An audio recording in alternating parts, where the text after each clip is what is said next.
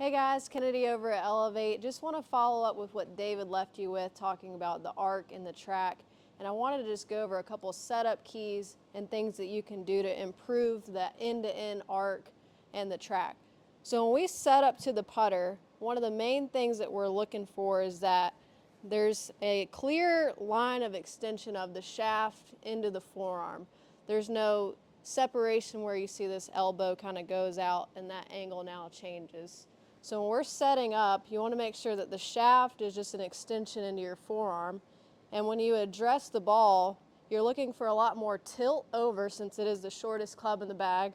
So you're going to hinge from the hips and try to maintain that same angle from shaft all the way up to the forearm. And it may feel like the wrist is more at a downward angle versus having more hinge like we do with our full swing.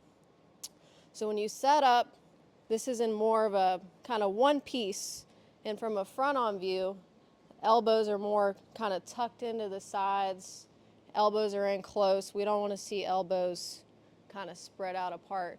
And let me just demonstrate.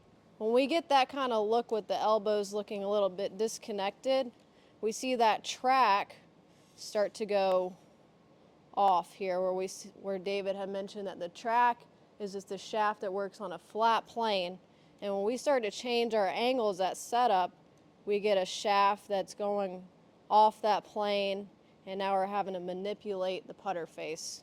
So you want to get set up in here, kind of lock that elbow position in, and you're just going to move almost together, putter head and grip. From a face-on view, sweet spot in this grip work at the same kind of rate. You don't want to see putter head outrace the grip here, and you don't want to see a drag where the grip is outracing the sweet spot. You want them to work simultaneously together, because on Capto there's a thing called putt rail where we can measure how much the sweet spot is moving away from the top of this grip, or vice versa, the grip moving away from this sweet spot here, which affects the track and the arc of this putter.